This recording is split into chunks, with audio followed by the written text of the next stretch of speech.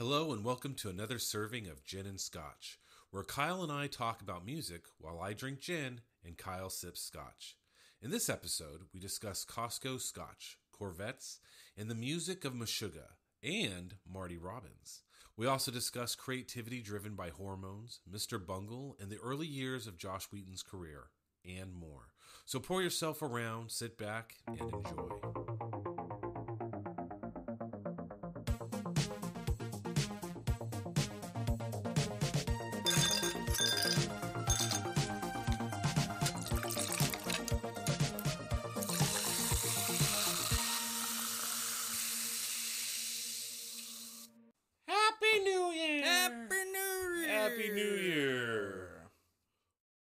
As you like to call it, Happy Nude Beer. Happy Nude Beer. What are you drinking tonight? I'm drinking Bowmore 12, which I used to like to get the Bowmore Legend, which I think was an 8 or 10 year scotch, but they don't really have it anymore. I think they moved up market with all their stuff, so they only have 12s and 18s now. But this Bowmore is smoky like other Islay scotches, but it has this fruity element that most Islay scotches don't have. Okay. And they have it at Costco, right? So, Right. I mean, how exclusive can it be? But, Bowmore is not really for everyone. I think they just made a shitload, and Costco got a hold of a bunch of bottles. But that's not how Costco works. Well, I don't know how Costco works. But anyway, they have it at Costco. It's like 50-something a bottle, and it's fucking fantastic. I think we've talked about this on the show in the past, and when I was working for Scott's Miracle Grow, I got to work with Costco, and I worked with other people who worked with Costco in other capacities. One guy I worked with used to be a night manager for Campbell Soup. Costco in the Kirkland brand is super into original recipes for their products. All right. So for the stuff they sell. So for example, when we were doing like Scott's Miracle Grow organic potting mix, right? It had to be Armory certified, 100% organic, no substitutions, original organic potting mix formula. All right. Very, very strict. And the guy who used to work for Campbell's talked about, oh yeah, so like Campbell's soups, like cream of mushroom, they use like a cream substitute, like a cream powdered flavoring chemical cocktail like thing. Right. That's completely edible, but it's more shelf stable. Right. It's cheaper. It's self stable, and apparently Costco came in and they're like, for Kirkland brand cream of mushroom, you have to use real cream. That's awesome. And Campbell Soup's like, well, we haven't done that in 20 years, so let's go back to the Rolodex of files, and here's the original recipe. Let me get out my floppy drive and figure out what's in that. Yeah, so when people talk about like, and I full disclosure, I don't shop at Costco. I think it's bloated and overrated. I'm sure it is. But when people talk about the quality of Costco products, that is something that Costco strives for. Is like, no, we want it authentic. We want it to be the original. And so people are getting the value out of their dollar. I just don't need that much stuff. Right. Well, not that I'm a slave to fashion, but I'm actually wearing jeans that I bought at Costco. But the twist is that they're fleece flannel lined, because I'm starting in January, I'm going to have to start working outside sometimes. Yeah. And I just happen to be, bombing around Costco buying scotch. I don't buy all my scotch at Costco, but there's usually a bottle there of either Bowmore or Lafroig, and they have crazy other ones that they have like a 19-year-old Speyside that's like $150, but it's Kirkland brand 19-year-old scotch. I'm like, who would buy a bottle that expensive that's generic? Like, half the fun is knowing where it came from. Yeah, but first off, it's cheaper when it's Kirkland brand. There's a bit of a discount. But you're buying a 19-year-old scotch. Obviously, you're not there for thrift. I don't know. I know some people like saving up those pennies for that 19-year-old bottle of scotch. I guess. I guess. But, there's ways to find out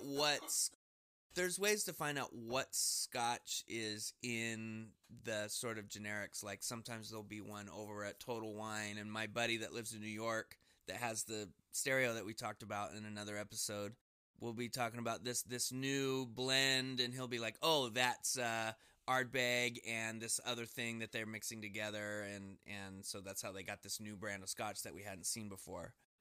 But yeah, so I got the flannel line jeans. I'm not above to say that they're fucking awesome.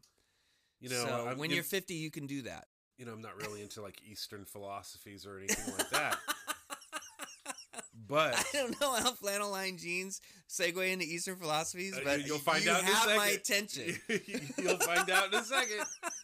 I saw a post the other day that it is a true level of enlightenment. Yeah. When you release your ego. Right. And you start buying pants from Costco. Yeah, no, I mean, it kind of happened to me. You've elevated to another state of spirituality when you're like, look, it doesn't have to be designer anymore. I'm okay with Costco jeans. Yeah, like I got this job to where I have some responsibility and I have a retirement program and my kids are older and, I'm selling my Corvette. So it's like, I'm above the things of young men now. I've transcended this. Right. So yeah, when COVID hit and we all got locked down in our houses, I had this big pickup that I had bought off my dad because he never drove it. It was 11 years old and had 7,000 miles on it, 2,000 of which I had put on it. Right. And I was like, why don't you sell the pickup to me and I'll drive it? And then I found out it was a great truck. Yeah, and I found out I'm not a pickup guy. I know. So we're all really is locked tragic too, because it's a great fucking truck. No, it was super solid, Silverado, whatever, right?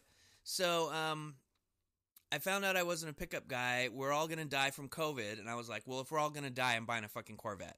So I went out and I found a Stingray 81, and it needed a lot of work. And I was like, well, my first car was a '64 Impala, so I learned a lot about cars working on that, and it's super simple. The original C3 Corvette was developed in 1968, I think was the first one of that body style. So it's going to be 1968 technology that they just update incrementally. So I should be able to work on it.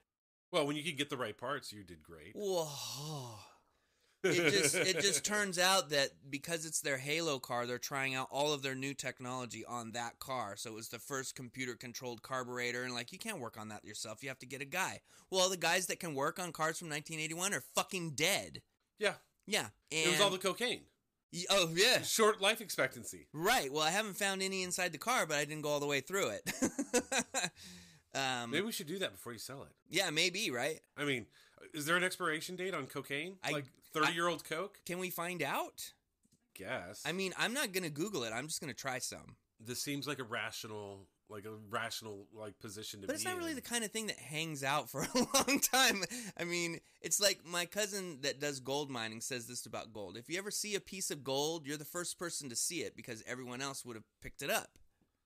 That's right? That's true, right? So if you see gold, you're the first person that ever saw it. So if there's cocaine, it goes away. People aren't like, oh, I'm going to save this for Tuesday. No, that's not how cocaine works. So that's true. Yeah, there's no vintage Coke out there. Someday. So anyway, I bought this Corvette and I fixed it up a lot. Bought it for $7, put another 7 or 8 into it. Now I'm selling it for $9. So I did the same thing with my 62 Chevy. Right. I picked it up for $2, dropped another $4 in it, and I sold it for $3. Yeah. And I walked away from that just going, you know what? I had a hell of a great time working on it, getting it up and running and everything. I had to sell it because I moved up to Washington, and it was a gas guzzler. I was filling it up twice a week, going to and from work. Yeah. And even though there's oil fields up in Washington, which makes fuel a little bit cheaper, it was killing me. It was like I think it was dropping 100. It was dropping 100 a week on gas alone. Oh sure. Oh yeah. Damn. If I'm driving to work every day, so I live in Clovis and I work in Madera at Avenue 12 and 99. This car gets 11 miles to the gallon when you drive it like a human being. Well, I don't drive it like that. No. It's got to be 8. Open it up. I like the sound it makes when your foot hits the floor. Oh, that's right. You're driving a Corvette. You don't actually have a V8 in that thing, huh? It's a V8. It's a 5.7 liter, 350 cubic inch with a 4-barrel quadrijet. The only performance hindrance it really has is that it has a 3-speed transmission, because that's what they had back in the 60s, and they just kind of kept going that way. The Corvettes after that had 4-speed, or you could get a manual, but the automatics had a 3-speed. So it gets off the line really great, but it's pretty wound up by the time you get to freeway speeds. And I have a bad back now, so I can't really like bend over and work on it anymore, which is the main reason I'm selling it. Right.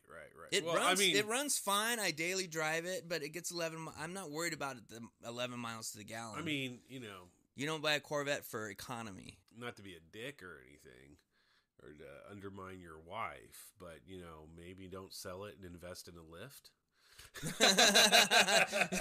Get one of those Mission Impossible things where you hang from the ceiling. Right.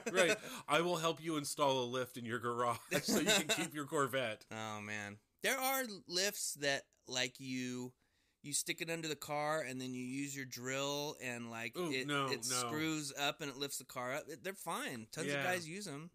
Yeah. I mean, I guess if it kills you, you don't post about it on Facebook, so there's no way to know who gets killed. Yeah. The whole idea of using a drill motor to move hydraulics. Well, it locks, once you get up. No, I'm talking about wearing out a drill for a freaking. Oh well, I can install you a 1/2 horsepower motor, so you don't have to use a freaking drill. Well, sure, yeah. I mean, there's different ones, but no, I'm gonna sell it and I'm gonna buy some other dastardly muscle car that I have no business having, and I keep. So we bought Heather a new car, and it's like this Ford Flex. It was like a station wagon SUV crossover thing, and I'm like, well, maybe I should get something reasonable too. And she's like, why get something reasonable? I already have the reasonable car. Why do you need something reasonable? And I was like, well, I'm getting older and blah, blah, blah. And she's like, just buy a fucking muscle car. And I was like, well, you don't have to tell me twice. Right. So, yeah. So what are you looking at for a muscle car? I think it's got to be a Challenger. Now, my buddy... Well, all I got to say is yes. Right. So my buddy is a Ford guy, and we bought this one Ford, and I've been a Chevy guy. I've known this guy for 20 years, my buddy Mark Merced, and I've been a Chevy guy the whole time I've known him. So we're always going back and forth, Ford and Chevy. So I buy this Ford Flex, and I call him up and I say, having been a lifelong Ford fan, I just have to tell you how great the engineering and performance of this Ford vehicle is. And he's like, what are you talking about? I'm the guy that's had a Mustang for 20 years. And I was like, well, I understand how you would think that, but I've been a lifelong Ford guy. And he's like, shut up, I hate you. Because I've always been a Chevy guy. I'm a big Chevy truck guy. However, when it comes to street muscle, it's Dodge, dude. I want a Swinger. Yeah. So bad. Oh, yeah. And I've got a buddy up in Washington who's got a 72 Swinger. It's black and gold. He just posted some pictures on Facebook. They're just it's stunning. It looks so good. Mopar is definitely taking over the sort of hot rod scene. They are sponsoring a lot of the hot rod TV shows. Right. And they surpassed Mustang and Camaro in recent years as selling more of those pony cars. Yeah, but the new Camaro looks like shit. The new Camaro I don't like. I like the 2010, but it's kind of too old now. It was the perfect retro look, and the 2007 Mustang had that retro look too that I really liked. The new Mustang looks like a Ford Fusion with a Mustang rear. It's terrible. But I might get one. It has independent rear suspension, so it has... Wait, the new Mustang? The new Mustang. You mean the electric Mustang? No. That looks like a freaking SUV hatchback monstrosity? No, thank you. Yeah, no thank you. By the way, I just saw a thing on cobalt mining the other day. I'm going off the grid, man. I'm not down with this. It's a serious humanitarian tragedy. Oh my god, it's so bad, so fucking disturbing. I was like, holy shit. Yeah, your phone is made by slaves. Your batteries are made by slaves. Your diamonds are mined by slaves. Your gold is mined by everything is fucked. Yeah, I don't be an American and be moral. I don't do diamonds or gold. And I'm pretty picky Gold's in your phone. About the clothes I wear. Gold's in your computer. I guess so, man. But yeah, it's kind of woken up my eyes. I'm like, Dan, no. You know what I'm going to do? I'm going to start killing cattle. And I'm going to start skinning deer and shit and wearing loincloths. Just live off the grid. I don't need to talk to people socially. You know what I'm saying? I'll just sit there and just send smoke signals. Yeah, you know what I'm saying? Actually, you know what?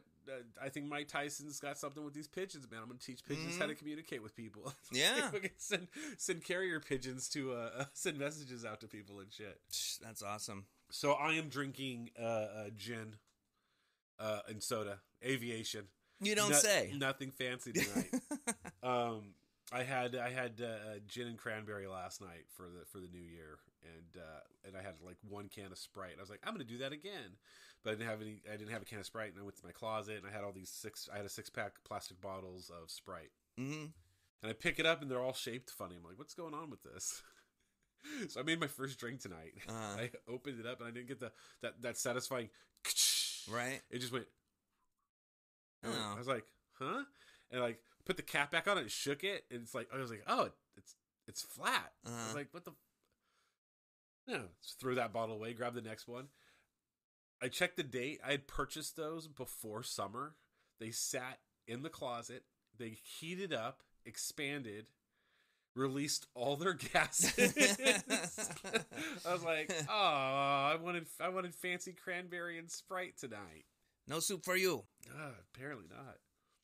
And I apologize to our listeners. I'm getting over a cold, so if I hack, cough, or snort, I apologize in advance. Yep. It's because you're not a good person. I'm not a good person. I'm actually pretty vile, disgusting human being. That's how we get along. Speaking about vile, disgusting human beings. Yeah. Meshuggah. Yes. And what do you thought about Marty Robbins? Marty Robbins. So I got a serious like Tarantino vibe off of it, right? Okay. What's the first one? Big Iron, right? Let me just look real quick. If you want, I can start with Meshuggah. Yeah, why don't you start with Meshuggah? Okay. So mine was Meshuggah, and it was Destroy, Erase, Improve, which was released in 1995. Right. So one of the reasons I gave this to you is because we're both fans of Bill Burr. Right. And Bill Burr, one of his hobbies besides flying helicopters for some reason, is taking drum lessons. And his drum teacher took him to a Meshuggah concert, and you heard his response, right? Right. And I heard about Meshuggah in this like crazy art gallery where we would do after hours parties, and okay. I'm not going to go into detail, but you have in the past. well, we were doing crazy shit in this art gallery after hours, and that's where I heard about Meshuggah for the first time. And we would do like impromptu sort of performance art, like we would have shopping cart demolition derbies, and that's such a Bay Area fucking underground thing, right? And we'd go down the hill. We'd get into our little goat carts, and like, right. So I got into Meshuggah that way, and I actually had this cassette of some acoustic Meshuggah that I haven't been able to find since. But if anyone knows how to get a hold of that, it's fucking crazy, because this is not the kind of music that you would want to just be like, oh, I wonder what this is like acoustic, because it's black metal. Yeah, no, I completely disagree with that assessment. I 100% disagree with that assessment. Oh, yeah? Oh, yeah. Oh, yes. And so here's the thing. I listened to this album for 3 hours straight. Uh-huh. While I was designing maps for the tabletop game. And finally I turned it off. I was like, I can't fucking do this anymore. Yes. I can't. In fact, I only critique 4 songs out of the entire album. Because oh, good. Like, I did the same thing with yours. Because it's like, I can't go any farther, any deeper, because I'm just going to say the same shit over and over and over again. Right. Well, so my critique of Meshuggah is this. Okay. Musically, with their instruments, these guys are fucking masters. Yeah. They are so talented. Amazing. Right. Amazing. Yeah. They play this really great stuff, and they have these wonderful themes, and it's really moving stuff. It's fucking fantastic, and I can tell like they're doing stuff with the drums and the guitar, and like these are really complex notes. I don't even understand how they're able to make these sounds musically. Mm-hmm. And it's driving, and it's very emotional, and I totally see how masters of their craft could do it acoustically, and it still be very entertaining, because it is an artist's these are artists creating sound. Right. Beautiful, very powerful sound. One of my notes is the singer literally sounds like the Cookie Monster. Me like cookie. Do you want to make Black Death with me? I like cookie. You know,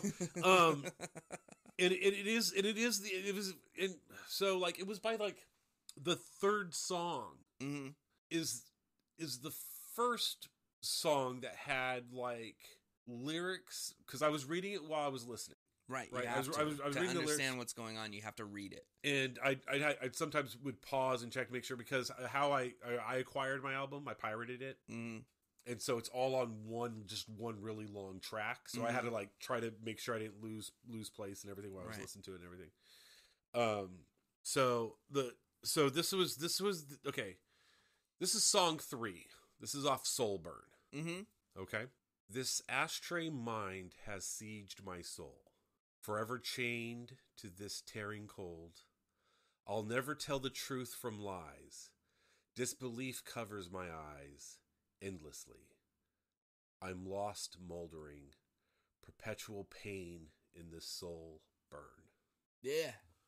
Fucking poetic. Right. Beautiful. It doesn't. It almost doesn't match what's happening sonically, right? It didn't match what's happening sonically, which is what pissed me off, because I read that, and that, you're like, how great when is I this? read it, listening to the accompaniment, matched the accompaniment.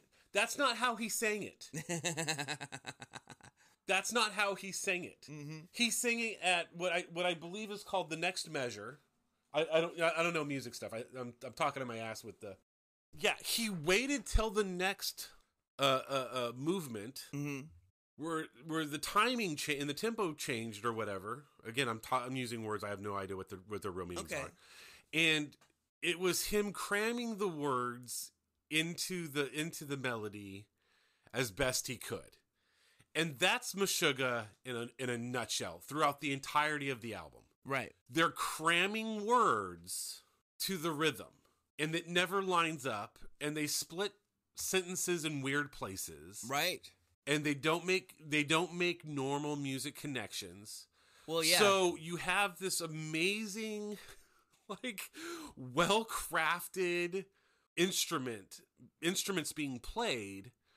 And then we're like, and we're going to take a giant shit on the lyrics on top just to fuck with you, because we're death metal and that's how hardcore we are. And it's like, dude, you guys could have been so much better if you didn't open your fucking mouths. But one of the things about black metal is the bleakness, and how that everything that you've been handed to believe in is fake and garbage, and that you're upset about that.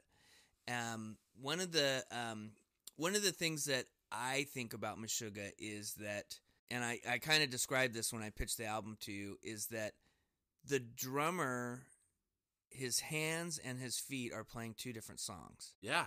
So his feet are going, and his hands are going, boom, boom, boom, boom, boom, and the lyrics don't match up with either of those. Right. So then the bass player is playing along with the feet of the drummer, the guitar player is playing along with the hands of the drummer, and the singer is going back and forth between both of those, and that's why none of it really goes together. Well, see, and yet it does groove. It does. Right? You can't even nod your head to it sometimes, because some part of it's in 5 and part of it's in 7 and part of it's in 4, and it's like, but you can sort of pulse to it, and when you see them play live, you can see the collective consciousness pulsing to it in the crowd, even though it's not a 1, 2, 3, 4, 1, 2, 3, 4 kind of thing. Right.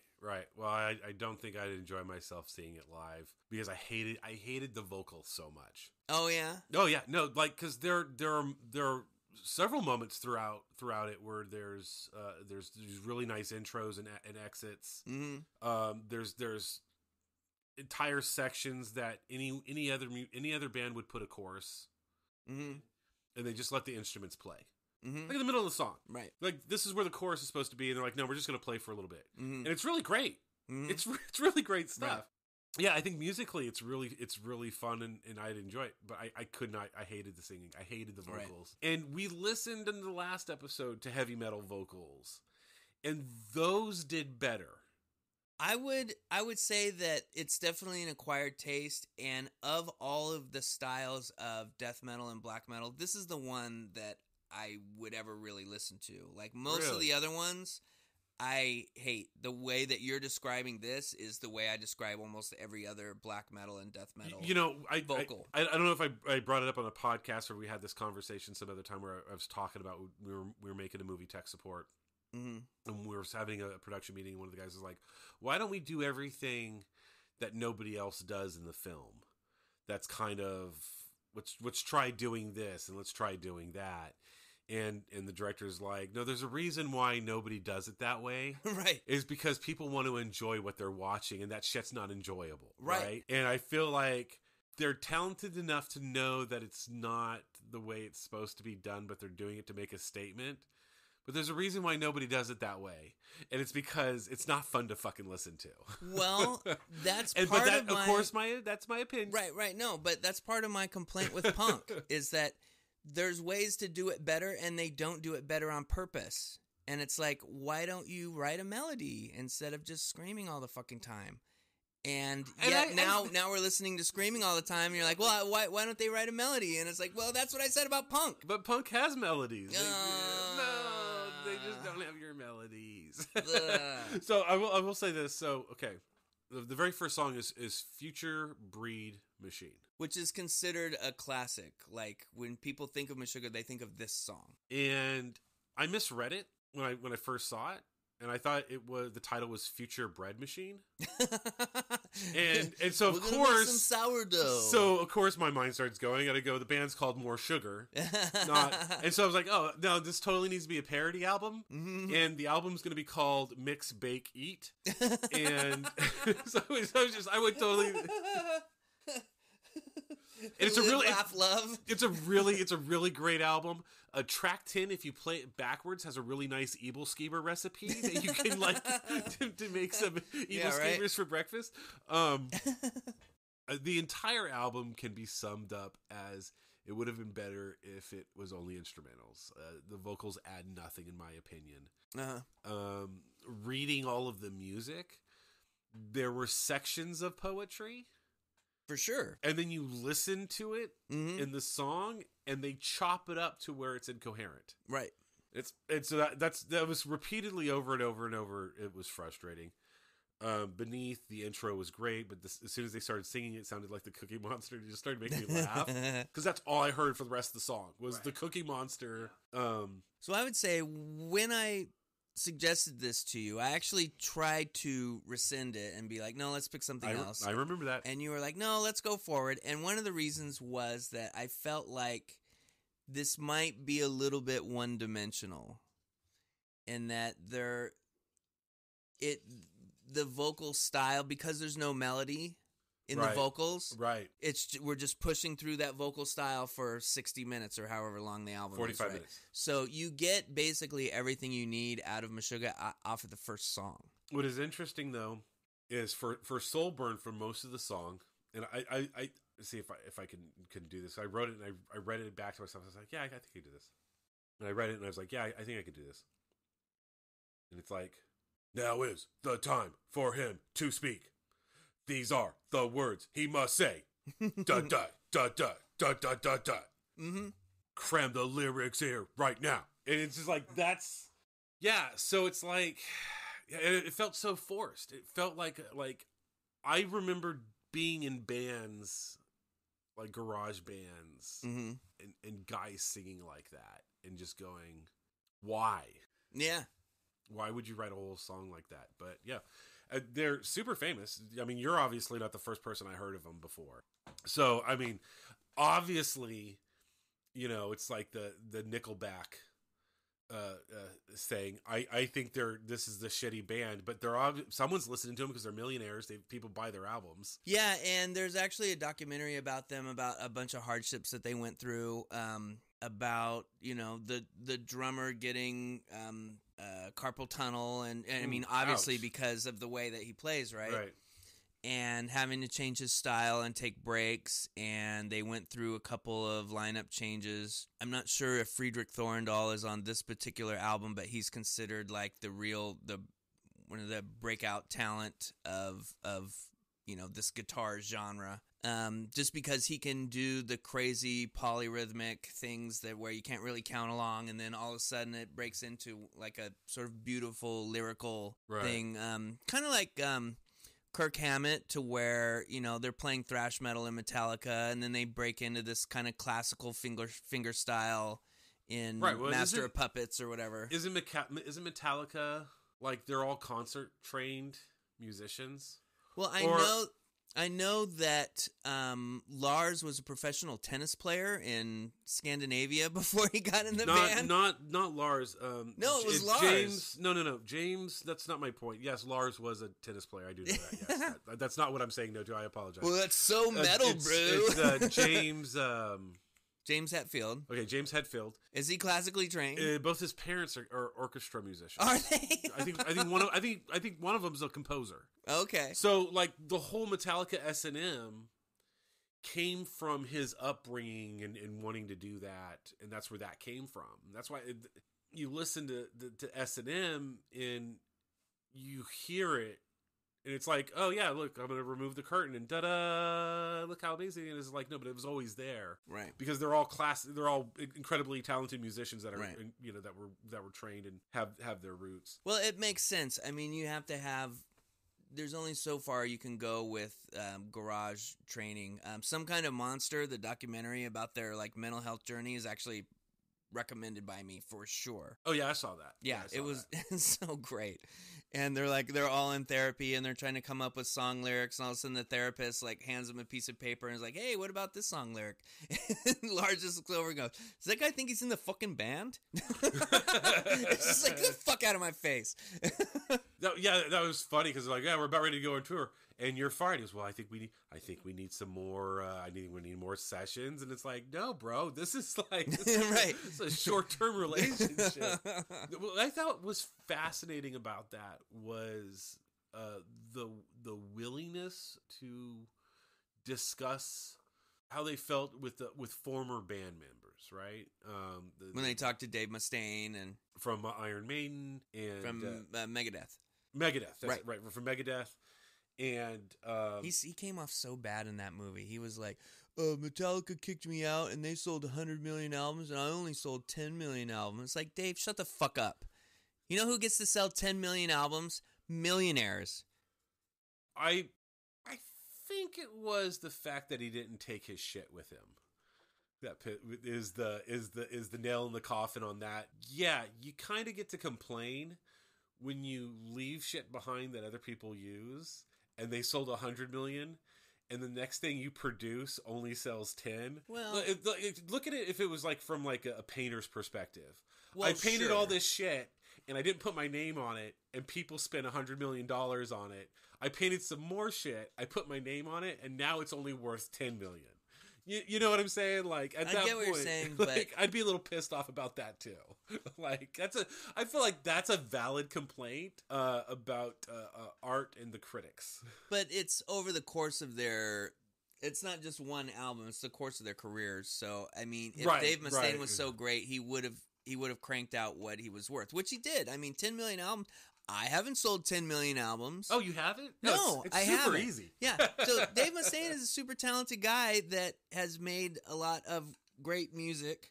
He just came off as like a little whiny. Well, I only sold 10 million albums. It's like, shut the fuck up, dude.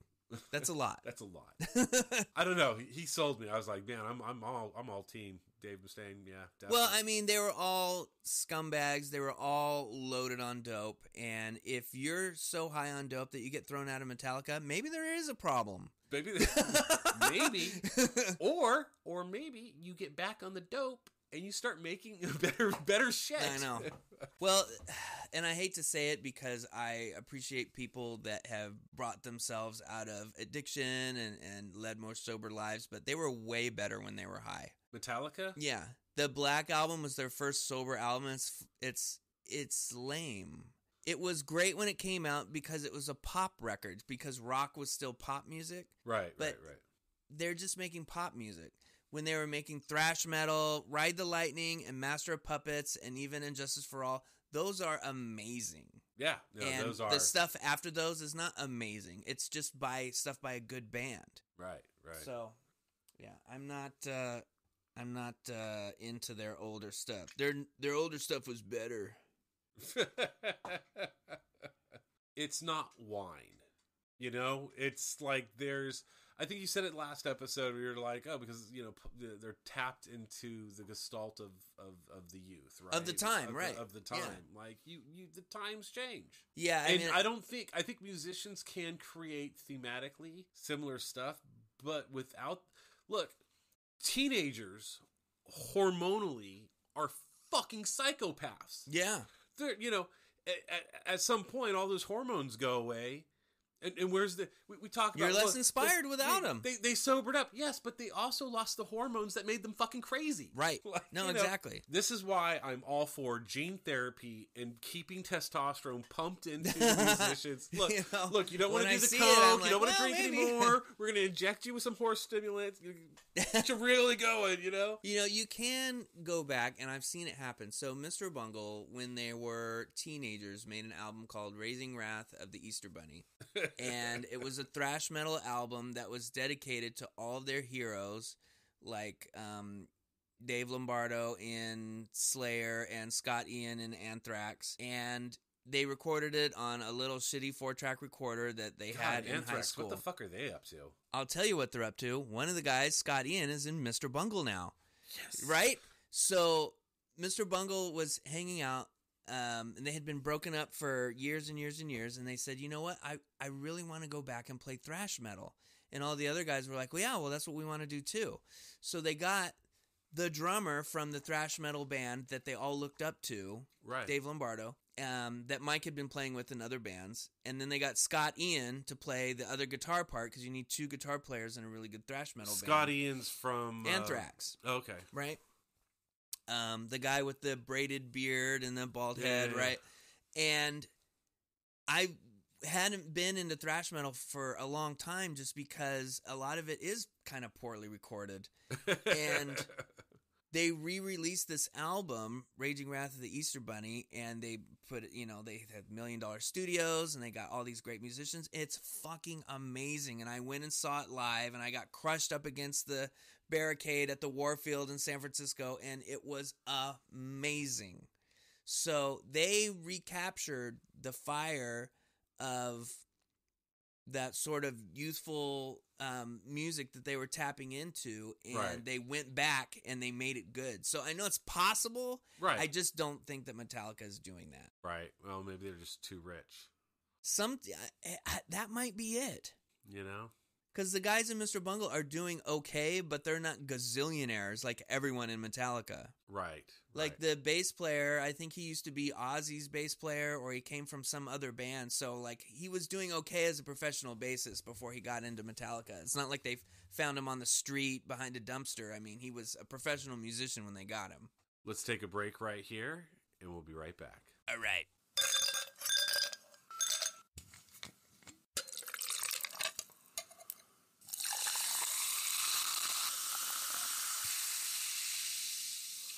We be back. And we're back. So, I've been gaining weight because of the holidays, apparently. Mm-hmm. So, I was sitting down to dinner, and my belt was, like, messing with my gut. So, I undid the belt before I even started eating. Uh-huh. Got fat and happy, and forgot about the belt. And then I'm doing stuff around the house, and I'm walking around, and I look down, and the belt's all, like, open and everything. And I'm like, oh, okay. And I go, and I've been walking around for like about an hour or everything, you know, not really thinking about it. It's like, oh, okay. And I took the belt off and I was thinking about it. And I was like, you know, technically I'm beltless right now, which should have some kind of level of sexual assault attached to it. Because if you walk around, like if I was at the store and I was just walking around, my belt was undone. Yeah. Still around my hips, but just kind of, you know, unlatched. Yeah, you can't do that. You can't do that because it implies... But if I take that belt off and put it in a drawer and still walk around, nobody says boo. Right. You know, and I was like, that's kind of fuck. That's kind of interesting. Well, I mean, the way you wear things does send a message. It does. And that message is fuck around and find out. I love the Picard version of that. You may test that assumption at your leisure. Fuck around and find out. Fuck around and find out. So, yeah, Meshuggah. So, Marty Robbins. Marty Robbins. You know, I love Marty Robbins. I think he's great. Old school country, like real Western, folk Western stuff. Very Western, yes. Really fun stuff. Yeah, in the balance of the scales of country and Western, this is Western. Yes. So my overarching impression of Marty Robbins is that it's a little one-dimensional. Oh. He kind of has the same voice in every song. He kind of has the same inflection in every song. It's they don't really change up the instrumentation at all. They're just kind of doing this guitar and warbling tenor. Some of the things I did like about it is that it sounded like it was out of a Tarantino movie. Okay. Like if you put one of these songs, especially Big Iron, like I even like put into Google, I was like Marty Robbins Tarantino ? Because it sounds like the smoking cigarettes and watching Captain Kangaroo from Pulp Fiction. Right. Just that kind of Western style to where I was like, is it in Hateful Eight? Like, is it, what is this? And so in that way, any one of these songs, if it was on a Tarantino soundtrack, would fit right in. It would be perfect. Big Iron, 3 of these songs. Big Iron is in Fallout, Las Vegas, New Vegas. Okay. With Big Iron on his hip. Right. That one, right? Okay, so that's one of the songs you hear in your radio in that. What's interesting, you're like, it's one-dimensional, it's just this. One of the songs on there, El Paso. Mm-hmm. Well, and that was very unfortunate. We're back. We just got done talking for a half an hour, but apparently it cut out, and so we lost a half hour of conversations. It's okay. We can recreate it. We can build it back better. No. Just let it go, man. Just let it go. But anyway, man. What I was saying before it cut out was what's interesting is that the song El Paso is sung from different perspectives. That is interesting. One of them is from Maria's perspective. Yeah. And then one of them's from the guy's perspective, and then one of them's from a third party perspective. He is telling an overall story, which I think is fun. Well, that's one of the problems I had with some of the tracks is just that I didn't feel like the storytelling was that strong. Billy the Kid, for example, and this is part of the conversation that we'll have to recover. I felt like I would much rather have been listening to The Ballad of Jane from Firefly. Because that's a real folk tune about a folk hero. Right. And I just felt like the storytelling in that song is stronger. And one of the cool things about Firefly was that Joss Whedon actually wrote the theme song to the show. Right. Well, no, Joss Whedon is incredibly musically talented. Yeah, and he sang the demo version, but somebody else sang the actual version for the show. But he was involved in he really liked that country aesthetic, and he really liked sci-fi, and I think he did the perfect blending of the two to where Gene Roddenberry used to describe Star Trek as wagon train to the stars because Westerns were really popular during that era. So Star Trek was going up against I think it was Bonanza. Right, Bonanza and Gunsmoke. Right. These were the biggest fucking TV shows. Right, and that's how he pitched it. He's like, it's wagon train through the stars. And they're like, you want to do it? You want to do a space Western. Space and Joss Whedon was like, hey, great idea. I'll just do that. Yeah. And then he did it, and it was amazing. It was shuffled around by the executives and never really got a chance to take off. But if you've never gone back to it, Firefly still stands up to this day as great writing. As we were talking about in what got lost. Firefly, the Lost Minutes. Amazing writing. You mentioned he wrote the intro. And the stuff we lost, I mentioned The Guild, which is something he wrote in between projects, starring Things a Day, which was a very short-lived web series. He also did, from my understanding, because there were several episodes in Buffy and Angel that were musically that are musical numbers. I think one of the demons in Buffy was like a music demon. It was like a show tunes demon. Yes, and everyone would have to sing and dance or die, or they would sing and dance to the point they would die. You know, I never watched those shows, but that's actually pretty fucking funny. I might have to go back to that just for those episodes. You know, Buffy was supposed to be campy. Right. No, absolutely. From the get-go, it's supposed to be campy. And they made the movie because they didn't understand campy when he pitched it. And they got to come back and do it again. But as you're watching it, and it's a teenage soap opera. Oh yeah, of course. Total teenage soap opera. And so most of that shit was like when it was out, it was like I was like, yeah, whatever, vampires, yeah, whatever. Except for Willow, because she was hot. Ditto. She ends up being a lesbian. It's like, oh, why are all the pretty girls taken? But he does all this campy stuff, and it's really kind of smart and it's fun, and it is definitely dated for that time period. Well, sure, but what isn't? I mean, really, right? You can go back to there's this episode of Star Trek: The Original Series where like these kind of space folk hippies come in and they're like doing protest songs, but you know they're still shirtless, and it's like this is a very 60s thing to have in there.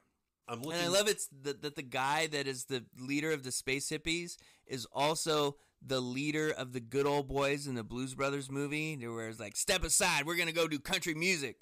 And it's the same guy from Star Trek and the Blues Brothers, which is another one of my favorite movies of all time. So, Joss Whedon also did Dr. Horrible sing-along blog. I've heard about that, but I don't know anything about it. With Nathan Fillion, and I think Felicia Day is in that one as well. And Neil Patrick Harris, who's the main protagonist. Well, he's the villain. He is the villain. I guess he is the star of the show. And it's fun.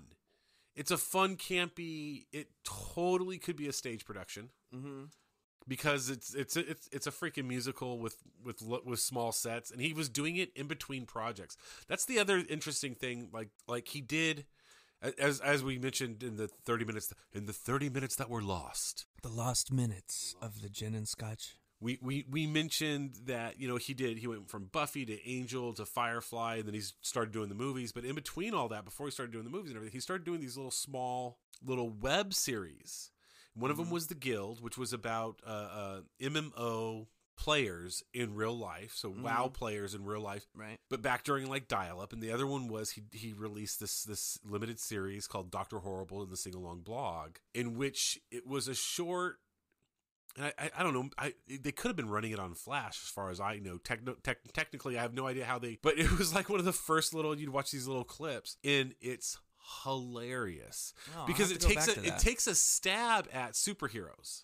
And there's a love triangle, right? So you have Felicia Day, who's Dr. Horrible, who's a super villain, falls in love with her, but he's a nerd, and so he doesn't have the balls to like talk to her, right? And then Nathan Fillion is the Superman character who's super into himself, and he's like oblivious to the world around him because he's a god, right? And he's called like the Hammer or something like that, right? That's great. His catchphrase is like Hammer Time. It's like it's like so like great.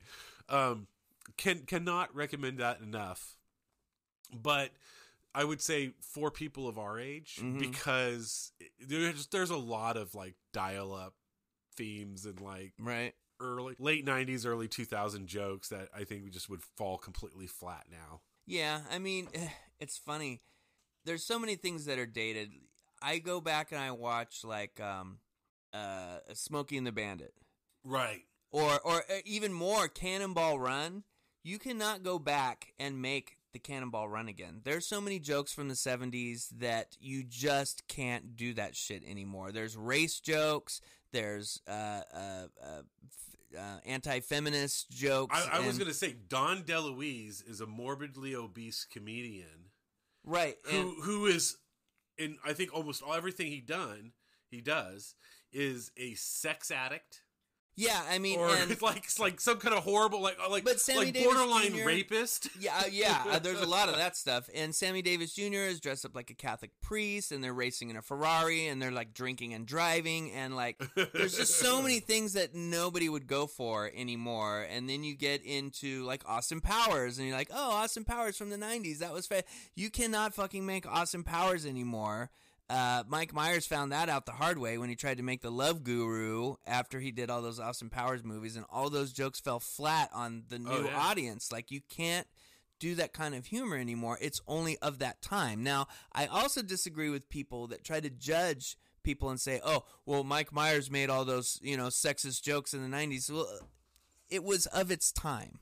It was okay. So there's so many things that are the jokes of their time. So when you say going back to the 90s and Joss Whedon's Dr. Horrible, I think if you take it for what it was from when it was, you can still enjoy it. Right. Well, yeah, and with Joss Whedon's, series and Buffy and everything like that, it's like it's dated like corduroy cargo pants are dated, right? Like it's not dated like we don't talk like that anymore because that's offensive. It's dated like, why is he wearing stripes and plaid? I would totally get corduroy cargo pants. I'm literally going to go on eBay to try to find that when I get home. That sounds awesome. But someone who was able to do those jokes and got away with it was Ben Stiller. I guess so, yeah. Tropic Thunder is a perfect example. Yikes. Can we do Tropic Thunder again? No. So we can't dismiss good writing. Exactly. Good timing. Yeah. And good taste. And good acting, absolutely. Robert Downey Jr. is no question about it. He's in blackface. Yeah. Which is a no-no. That was a no-no in the early 90s. Oh, for sure. No, it was already not cool. It was definitely like that's about 15 years of no, man, that's not cool. Right. And he still did it, but he was able to pull it off because of this amazing script, and it was done in a way that kind of was self-aware about all that stuff. Yeah, it was self-aware. Like the character, even the character knew that he wasn't supposed to be doing that, but he like got into the character so deeply that you kind of bought it. Right. As a viewer or an audience member or whatever. So, I know Rogan, because I see this clip pop up all the time because it's Tropic fucking Thunder and it's blackface. Well, it's so wrong that people talk about it now. That we still talk about it. So we're checking in on, like, do we still think this is not okay? And it's like, but then it was, now it's not. And Rogan asks Robert Downey Jr., do you think Tropic Thunder? And he's like, I don't know. He doesn't dismiss saying that it will never happen again.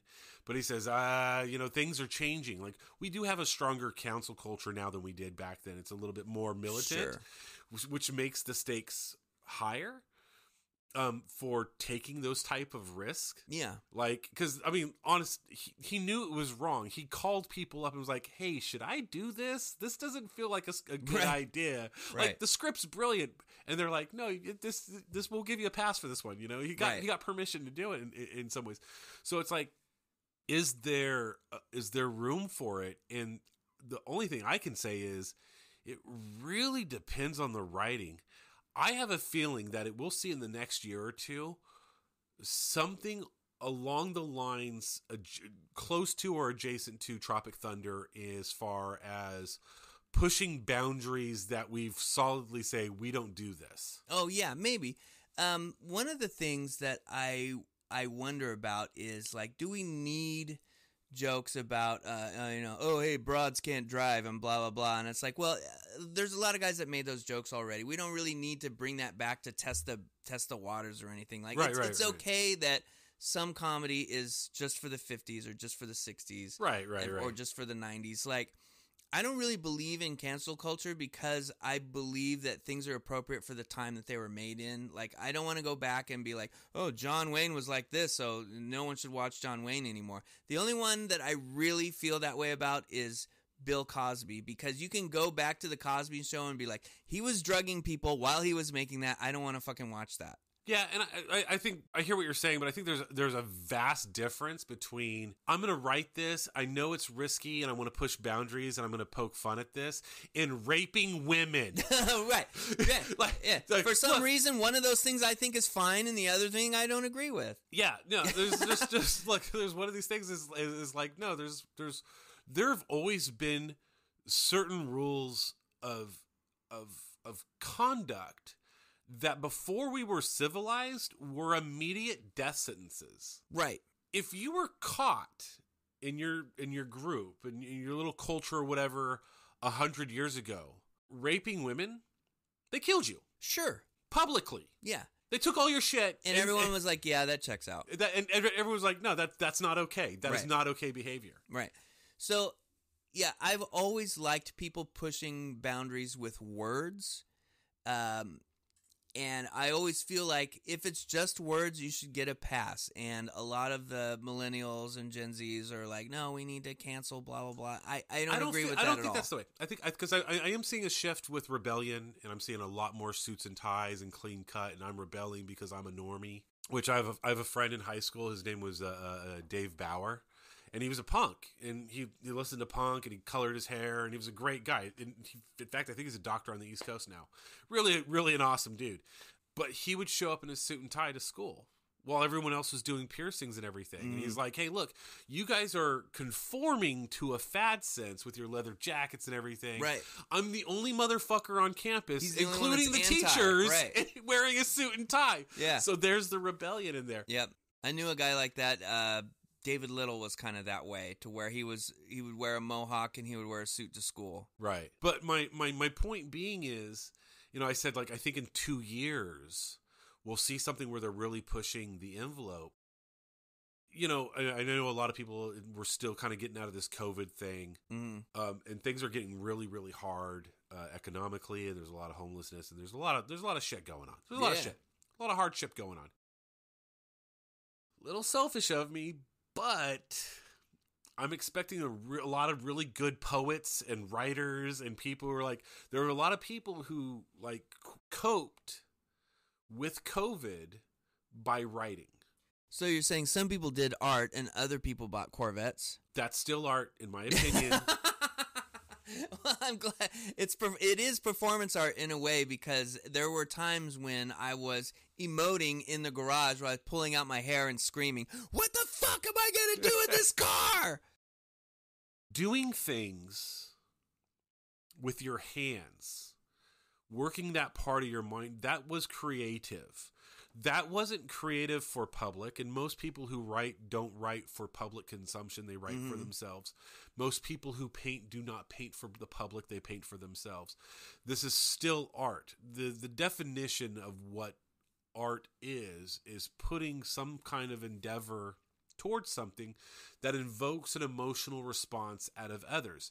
And you showing up to D&D in a fucking cocaine white Corvette invoked a response from everyone in the table. I don't know anyone who doesn't look at this car that is a daily driver. So, you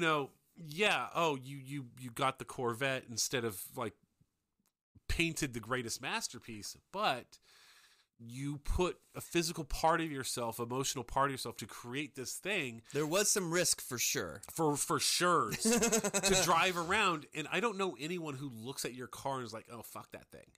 People look at the Corvette and go, oh, that's fucking cool. People stop me at the gas station, at stores, and they're like, what? It's crazy that you're driving that. Is that not art then? Isn't it? It is. It provokes an emotional response. It's anything man-made that provokes an emotional response, and that's exactly what you did. It's absolutely what it is. But to get back to my original point, I'm super excited artistically for what the world is going to create, because whenever you put mankind into a pressure box, whenever you give them a hardship, they innovate. Right. And sometimes that's creating the everlasting light bulb, and sometimes that's writing the world's greatest piece of poetry, and everything in between. And I'm super excited to see all the possibilities for this next generation. look, we had 20 years of war that's still going on. We've seen kids grow up in that and how that affects them. And we're seeing art shift around the youth and how they're expressing themselves, and they're pushing back. And as I think organizations like corporate media dwindle and we see more online expressionism through social media and YouTube, I see us entering what could be known as a new renaissance of entertainment that's going to blow the socks off of anything we could come up with. I actually think that that's more than likely. In the 70s, we had the gas shortage, we had hyperinflation, and we had a recession, and it made punk and it made metal, and the counter-revolution to that to pretend that everything was normal. I would add it also created hip-hop. Yeah, the hip-hop started there. But the counter-revolution was disco, to make everything normal and just make everything about the surface level bullshit, that everything's fine. We're all just going to talk about dancing. There's no disco songs that are about social issues. It's all about nightlife and dancing. There's no, disco is not something to be introspective about. So the 70s, you had a bunch of turmoil and bullshit, and we just came out of the civil rights movement, and everything's all up, and all of a sudden cocaine is becoming a big thing, and everyone's staying up all night, so everything's going on, and tons of good art came out of it. And then in the 80s, a lot of shit sort of leveled out, and everyone was trying to pretend that it was the 50s, and you say everyone, a lot of people, but not everyone, because there's a large group of people. And there's art that reflects this, that were just like, what's this consumerism shit? Right. Well, there's reactions to things, and it goes both ways, to where there's this mainstream. Punk continued through the 80s. Hip-hop continued through the 80s. Well, hip-hop really developed in the 80s. Right. And it was a sort of counterculture thing. I grew up idolizing all of the people that were part of the counterculture. So the hip hop and the metal guys were like, fuck the establishment and all of that stuff. So the way that all of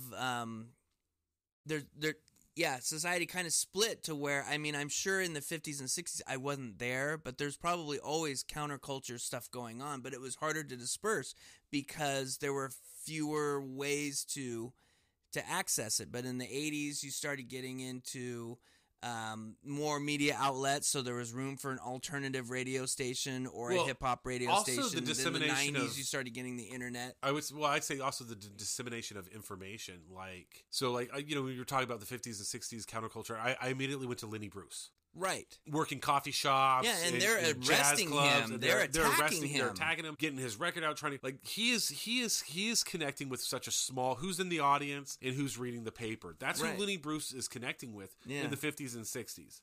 He was able to expand a little bit into his records, but which you couldn't really play and were hard to buy. Lenny Bruce was even in the 70s and the 80s, or even the 70s and the 60s, right? If a band got together and created music, they had to go someplace to a studio to record it, even the smallest recording studios. However, by the 80s, you had tape, you had cassettes. Yeah. And I think that's where the real, we had kind of an internet thing. We had people communicating online, kind of, sort of. Not in the 80s. The 90s is where it really kind of started popping off. But in the 80s, how many mixtapes have you bought from someone on the streets? Oh, in the 80s, a lot. Yeah. No, I could. Going up to San Francisco, you'd buy cassettes of just, whatever was going on. I could not purchase with my own money bands from Raging Records or something, but I'd have friends who would slip me a cassette tape that they'd cut. Oh yeah, and it was labelless and stuff, and you had your headphones on, and that's some of the earliest music that I got to really enjoy as myself was those cassette tapes. My first Mr. Bungle album was a 10th generation copy of OU818. Which is basically the demo for their first commercial album, which is either called Mr. Bungle Untitled or Travolta or whatever you want to call it. But OU818 is so fucking amazing musically, and I didn't get it from a media outlet that told me that, Shakira or fucking Lady Gaga is the next greatest thing. I got it as here, let me make a copy of this because it's so great you have to have it, even though it's a 10th generation cassette off of a boombox. Right, and it's scratchy as right, fuck. It sounds like absolute garbage, and when I finally got a good copy of it, or when I got the actual, I mean, it might have been one of the first CDs I got of Mr. Bungle's initial release on Warner Brothers, it sounded so good. And to this day, if you really listen to that record, you can still hear things that are just sort of barely mixed into the fringes, and they're just kind of hanging out there, and you're like, where did that sound come from? That's how good they recorded it. It's amazing. And the way I got hip to it was a cassette from a friend. Yeah. And a lot of that spilled over to the 90s with CDs. Oh yeah, burning CDs for sure. For sure, like all night CD burning sessions. Yeah. So, I'm not hip anymore, obviously. Good, because some things you come to rest, you get older. You wouldn't know by looking at you. Oh, well, thank you. We're both wearing Hawaiian shirts tonight. Yes, and my t-shirt says, in memory of when I cared. Right. If I had a corresponding one, it would be in memory of all the fucks I gave, and the letter would be 0. Oh, I don't have enough Hawaiian shirts, to tell you the truth. I don't know. So is SoundCloud? You're a musician. Yeah, I got stuff on SoundCloud. Do for those who are audiophiles who pursue music and want to hear like the newest thing, is SoundCloud like the place to be? Or is there a lot of garbage? Because look, how many tapes did you get back in the 80s where like, this is absolute shit? Why did my friend give this to me? Oh, yeah, there's a lot of that. I wouldn't say that audiophilia and the desire for new music are the same thing. Because usually audiophilia, you're looking for the most refined, absolutely highest cost recording that people can make for the best absolute thing you can do. But there are people out there searching on SoundCloud. I have a buddy that's a rapper that I think he's really good. Yeah. And he puts stuff on SoundCloud and Bandcamp. Bryce Graven. His rapper name is Shiesty, and it's really good. Like he raps really fast, and he's got great writing. He's got good themes. One of the things that used to be great about hip hop in the 90s is they would talk about weed, and it was so cool because they were talking about weed, and you weren't supposed to have weed. And now you can buy weed at the store, so it's not as big of a deal to rap about weed anymore. It'd be like rapping about beer, and nobody does that. Like, oh, I drink beer. It's like, maybe you should get help. If that's all you want to talk about is how you drink beer. I drink beer. It's fun. Right. So, I mean, rapping about weed these days isn't as cool as it used to be, but, I mean, he still does a great job. Yeah, I saw him do a heroic dab once and then just get in the car and drive to a session, and I was like, I wouldn't even be able to walk down the stairs after that. So, I mean, the guy speaks from a place of honesty. Right, So, yeah, Shiesty is doing great, and he's got stuff on SoundCloud, and I'd say he probably sells a couple thousand albums every time he puts one out, and he's got like 10 records. Okay, so well, how about this? How about this for the next? I was going to give you Agent Orange as the next album. Oh, that's some kind of punk shit, right? Some punk shit, right? So there's a band that I'm really fond of, that I'm really getting into. Mm-hmm. I do not know these guys personally. I came across them.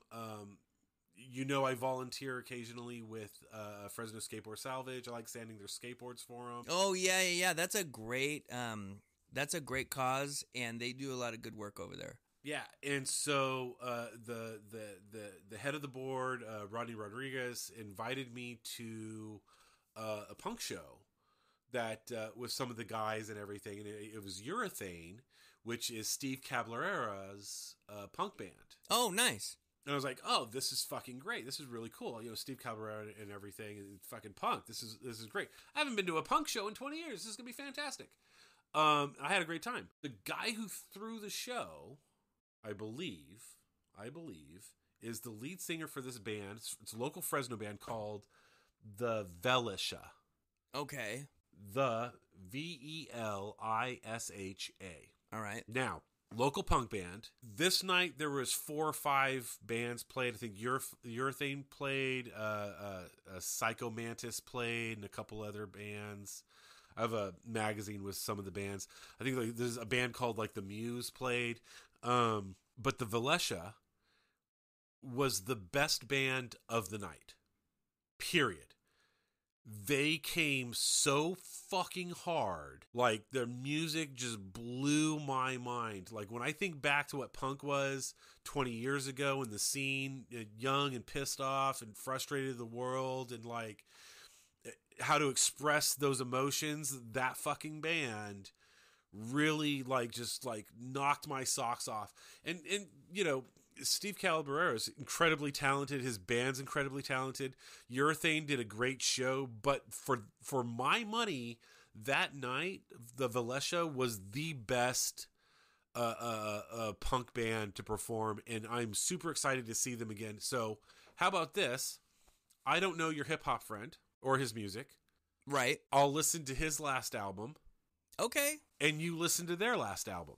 That sounds good. Let's do it local. Let's do the local for the next episode. Because Shicey went to Fresno State. We both got our video degree together. We worked on video projects together. But he's a totally like local guy. Like he doesn't have a record album. I've been to his studio, and he moved to San Mateo because that's where his people are and his folks are from. So when I lived in San Francisco, I would go over to his place in San Mateo, and we would just hang out and talk about music and collaborations and stuff. We almost collaborated once, but I dropped the ball on it. Oh. But I really like his stuff, and he's got a couple of videos that you can check out. So, like, go on YouTube and check out a couple things, and maybe don't approach it as an album thing, but just check it out as, like, Shicey the artist. I might send you a couple links just to get you headed in the right direction. I think he's got a great one that is, like, it's kind of the genre of that song, Because I Got High. Oh, nice. Oh, it's a sitting around the house doing nothing. Right. And it's just about getting high and doing nothing all day, and it's like... I believe the Velesha just dropped a new album. I know that they now do stuff on Instagram, and I got to notice that they have more. I think some other stuff released. And when I say it just dropped, I mean like I think some new stuff dropped like 3 or 4 months ago. Okay, great. Yeah, no, and like as far as like punk's concerned, like I just remember like just sitting there going, "Oh, this generation's totally fucking cool." Yeah. Like, did you check out that Carlos Montano stuff with the I did. The cruising down the street? Yeah, talk a little bit about that, right? Oh my god, I love that shit. Mm-hmm. I love it. It's like old school soul, but it has like modern kind of rappers on it, and they're Fresno guys, and they're pretty good. But no, that's the thing about Latino hip hop. Like they've got, you know, it's like mariachi music's connection to polka. Right? It is connected. There's a connection there, yeah. Right? In like Latino hip hop has a soul that's different than East Coast or LA or San Francisco. Yeah, hip-hop. the way they put it together is definitely different. It's different in that, like they're using the same techniques, but the themes change, and like I can't explain it because I'm not talented enough to explain it, but it always blows me away that Latino hip hop has not hit as big, right, as mainstream, and I'm doing air quotes, black hip hop, right. But if you think about it, Carlos has tapped into a genre or a style that Latinos get. He opens for George Lopez whenever George Lopez plays the casinos around here. Right. And even as far away as the Bay Area, like George Lopez heard him, this guy from Fresno that just runs the jam night at the bar that we like, that, you know, has 25 different beers or whatever. Goldstein's or the Howlin' Wolf. I went to the Howlin' Wolf for the first time the other day. Oh, isn't it great? Great cocktails. It looks amazing. Fantastic. I'm all in. Hey, ladies and gentlemen, thank you for joining us today. It is New Year's Eve. Happy New Year! Hey, Happy New Year's! I hope you guys had a great New Year's. I hope you guys got to kiss the ones you loved. And hey, here's a great start to a new year. So I'm excited to share with you on the next episode the Valisha, and you are suggesting Shiesty. Hey, so join us again in 2 weeks for Shiesty and the Valisha. You guys have a happy New Year's. Cheers. Merry New Year.